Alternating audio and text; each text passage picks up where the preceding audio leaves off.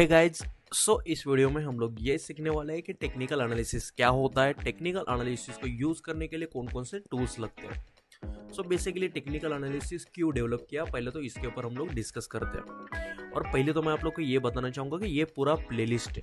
अगर आप ये वीडियो मेरा 1 मंथ के बाद देख रहे हो तो आप लोग का पूरा प्लेलिस्ट रेडी मिल जाएगा। यहाँ पे मैं पूरा बेसिक टू एडवांस लेवल का टेक्निकल एनालिसिस कोर्स बनाने वाला हूँ। अगर 1 मंथ के बाद देख रहे हो तो ऑलरेडी वीडियो पड़े होंगे, नहीं अभी देख रहे हो तो आप लोग को 1 मंथ का वेट करना पड़ेगा ताकि आप लोग को पूरा टेक्निकल एनालिसिस का कोर्स मिले।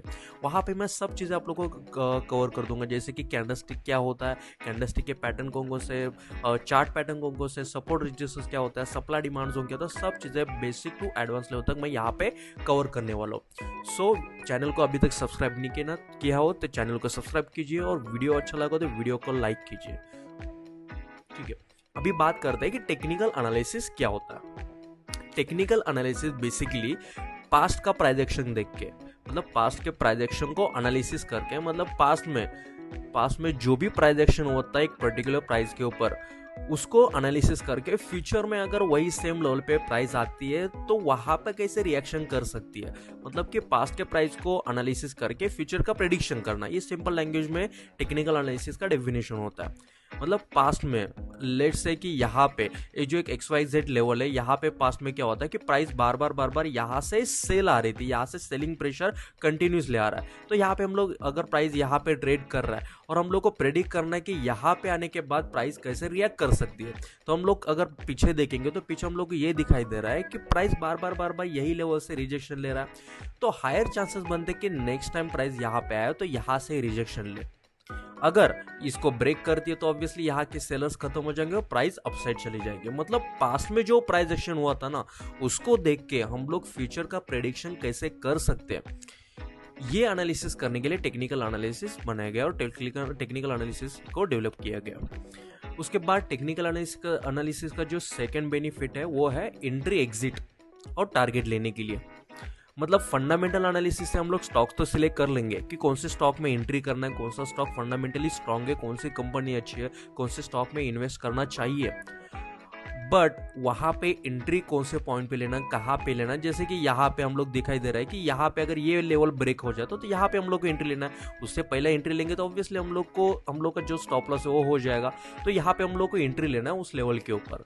तो ये हम लोग कैसे आइडेंटिफाई कर रहे हैं, टेक्निकल एनालिसिस है। अभी आप लोग को कुछ भी टेंशन लेना नहीं है कि नहीं समझ रहा कहाँ पे एंट्री, क्योंकि ये सब हम लोग अभी डिस्कस नहीं कर रहे। अभी जस्ट हम लोग ये डिस्कस कर रहे हैं कि टेक्निकल एनालिसिस क्या होता है और टेक्निकल एनालिसिस के हेल्प से हम लोग कैसे आइडेंटिफाई कर सकते हैं, जो कि आने वाली वीडियोस में ये सब मैं आप लोग को क्लियर कर दूंगा।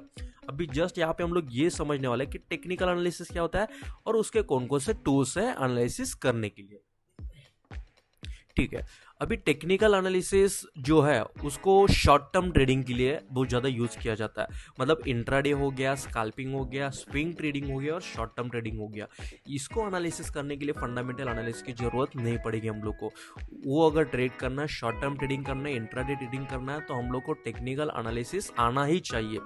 तभी हम लोग ट्रेडिंग कर सकते हैं। नहीं तो हम लोग फंडामेंटल के बेसिस के ऊपर, ऑब्वियसली इंट्राडे तो हम लोग कर ही नहीं सकते। इंट्राडे करना है या फिर शॉर्ट टर्म ट्रेडिंग करना है तो हम लोग को टेक्निकल एनालिसिस आनी चाहिए।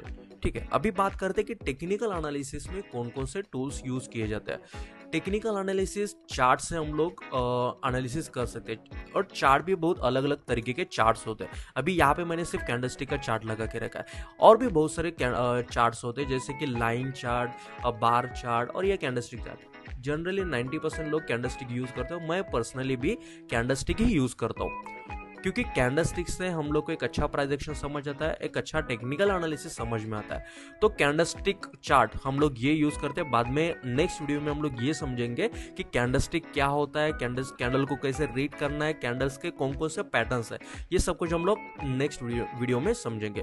अभी फिलहाल के लिए इसका एकदम बेसिक ही जान लेते हैं। उसके बाद जो सेकेंड टूल है वो है चार्ट पैटर्न्स। अभी चार्ट पैटर्न मतलब बहुत सारे अलग अलग पैटर्न्स है, जैसे कि head and shoulder pattern, cup and handle pattern, triangle pattern, ये जो आप लोग यहाँ पे देख रहे हो, इतने सारे चार्ट पैटर्न्स है। ये सब चार्ट पैटर्न को आइडेंटिफाई करके हम लोग को ट्रेड लेना होता है, मतलब चार्ट पे अगर ये पैटर्न बने तो यहाँ पे हम लोग को ट्रेड लेना होता है। ये सब टेक्निकल एनालिसिस के चार्ट पैटर्न्स है। ऑब्वियसली आगे जाके हर एक पैटर्न के बारे में हम लोग डिटेल में डिस्कस करने वाले हैं। तो यहाँ पे हम लोग सिर्फ ये देख रहे हैं कि कौन कौन से चार्ट पैटर्न्स होते हैं, जैसे कि हेड एंड शोल्डर्स है, रिवर्स हेड एंड शोल्डर है, double top double bottom, triple top triple bottom, wedge होता है, ट्राइंगल पैटर्न होता है, रेक्टेंगुलर पैटर्न होता है, और भी बहुत सारा पैटर्न्स है जो कि हम लोग टेक्निकल एनालिसिस करने के लिए और प्राइस के एक्शन को समझने के लिए ये सब पैटर्न हम लोग यूज करने वाले हैं। उसके बाद आते हैं इंडिकेटर्स। थोड़ा बहुत इंडिकेटर्स का भी हम लोग हेल्प लेंगे एनालिसिस करने के लिए, क्योंकि सब कुछ प्राइस तो हम लोग को बताएगा नहीं। ऑब्वियसली हम लोग अगर थोड़ा सा एक्सपीरियंस ट्रेडर बन जाएगा तब हम लोग को कोई भी इंडिकेटर की जरूरत नहीं पड़ने वाली। बट जब तक हम लोग बिगिनर है तब तक हम लोग को इंडिकेटर का थोड़ा बहुत तो सपोर्ट लेना ही पड़ेगा ऑब्वियस है। तो इंडिकेटर भी ना बहुत अलग अलग टाइप्स के होते हैं, जैसे कि ट्रेंड इंडिकेटर यहाँ पे दिखाई दे रहा है कि ट्रेंड इंडिकेटर। ट्रेंड इंडिकेटर मतलब ये होता है कि मार्केट का अभी ट्रेंड क्या चालू है। मार्केट में 3 प्रकार के ट्रेंड्स होते हैं, एक तो है अप ट्रेंड, डाउन ट्रेंड और साइडवेज ट्रेंड। तो अभी मार्केट में कौन सा ट्रेंड चल रहा है उसको आइडेंटिफाई करने के लिए सब ट्रेंड इंडिकेटर्स होते हैं, जैसे कि मूविंग एवरेज हो गया, सुपर ट्रेंड हो गया, और भी बहुत सारे इंडिकेटर्स है। उसके बारे में भी डिटेल में हम लोग डिस्कस करेंगे अगले वीडियो में, मतलब कि आने वाले जो भी वीडियोज होंगे उस वीडियोज में। नेक्स्ट आता है कि मोमेंटम इंडिकेटर। मार्केट में मोमेंटम कैसा, अपसाइड तो जा रहा है बट मार्केट अच्छे मोमेंटम के साथ जा रहा है कि नहीं जा रहा है, फिर स्लो मोमेंटम के साथ जा रहा है, ये हम लोग कैसे प्रेडिक्ट कर सकते हैं उसको आइडेंटिफाई करने के लिए और इंडिकेटर्स है, जैसे कि RSI हो गया, स्टोकेस्टिक्स हो गया, और भी 2-3 इंडिकेटर्स है जिस इंडिकेटर के हेल्प से हम लोग मार्केट का मोमेंटम क्या है ये हम लोग आइडेंटिफाई कर सकते हैं। अभी आता है वोलेटिलिटी इंडिकेटर। मार्केट में वोलेटिलिटी कितना है, मतलब अप्स एंड डाउन कितना है, मार्केट कितने वोलेटिलिटी से मूवमेंट कर रहा है, ये हम लोग कैसे आइडेंटिफाई कर सकते हैं। तो उसको आइडेंटिफाई करने के लिए भी इंडिकेटर जैसे कि बोलिंजर बैंड और 2-3 इंडिकेटर्स है, उसके बारे में भी डिस्कस करेंगे डिटेल में। सेकंड है वॉल्यूम इंडिकेटर, मतलब कि मार्केट कितने वॉल्यूम से ट्रेड हो रहा है। वॉल्यूम का मतलब ये होता है कि कितने क्वांटिटी से ट्रेड हो रहा है, मार्केट में अभी कितने क्वांटिटी से बाइंग हो रहा है, कितने क्वांटिटी से सेलिंग हो रहा है, ये जानने के लिए हम लोग को वॉल्यूम इंडिकेटर का हेल्प लेना पड़ता है। तो बेसिकली ये सब चीज़ें जो है इंडिकेटर्स हो गया, चार्ट पैटर्न्स हो गए, कैंडलस्टिक हो गया, ये सब पैटर्न्स का हम लोग ये सब टूल्स का हेल्प लेके हम लोग टेक्निकल एनालिसिस कर सकते हैं। अभी सेकेंड चीज आती है कि प्राइस एक्शन, जिसका प्राइस एक्शन का फर्स्ट जो पार्ट है वो है सपोर्ट रेजिस्टेंस। अभी यहाँ पे उतना डिटेल में तो नहीं समझेंगे क्या होता है सपोर्ट रेजिस्टेंस, हम लोग एक स्पेशल वीडियो बना के वहाँ पे फुल डिटेल में समझ लेंगे कि सपोर्ट रेजिस्टेंस क्या होता है। अभी एकदम बेसिक समझ लेते हैं कि सपोर्ट रेजिस्टेंस क्या होता है। जैसे कि अभी मैंने आप लोग को एक एग्जांपल दिया स्टार्टिंग में टेक्निकल एनालिसिस का एक्सप्लेन करते हुए कि एक पर्टिकुलर लेवल बन रहा है, जैसे कि ये लेवल बन रहा है, प्राइस बार बार यहाँ पे टच हो रही है और नीचे आ रही है, मतलब सेलिंग प्रेशर वहां से आ रहा है, ये इस लेवल पे आ रहा है नीचे आ रही है, इस लेवल पे आ रहा है नीचे आ रही है, मतलब कि यहाँ पे प्राइस ना रेजिस्टेंस फेस कर रही है। 2 बार टच किया तो वो हम लोग का रेजिस्टेंस बन गया, एक बार नहीं 2 बार उसको टच किया तो वो हम लोग का रेजिस्टेंस बन गया। अभी कि प्राइस आ रही है नीचे बार बार इसी लेवल का सपोर्ट लेके ऊपर जा रही है। अभी यहाँ पे 2 बार टच किया बॉटम में तो ये बन गया हम लोग का सपोर्ट। ठीक है, अभी अगर कुछ समझ में नहीं आ रहा तो ऑब्वियसली नेक्स्ट वीडियो में आप लोग को समझ जाएगा, क्योंकि वहां पे हम लोग एकदम डिटेल में फुल एग्जांपल के साथ हम लोग वहां पे डिस्कस करने वाले। सो कंफ्यूज नहीं होना, ये वीडियो पूरा देखना है ताकि आप लोग को समझ आए कि टेक्निकल एनालिसिस किस चीजों से हम लोग एनालिसिस करते हैं। ठीक है, तो ये हो गया रेजिस्टेंस, बार बार प्राइस वहां से सेलिंग प्रेशर आ रहा है, तो ये हो गया रेजिस्टेंस, बार बार सपोर्ट लेके प्राइस वहां से अपसाइड जा रही है, तो ये हो गया सपोर्ट। सेकेंड होता है कि resistance become support, support become resistance, मतलब कि ये जो एक रेजिस्टेंस है ये अगर ब्रेक कर जाता है तो ये जो एक रेजिस्टेंस था ये अभी बन जाएगा सपोर्ट, तो यहाँ से सपोर्ट लेके प्राइस अप चली जाएगी। अभी इसके पीछे क्या रीजन है, इसके पीछे क्या लॉजिक है, ये सब कुछ हम लोग फुल डिटेल में समझेंगे सपोर्ट रेजिस्टेंस वाले क्लास में।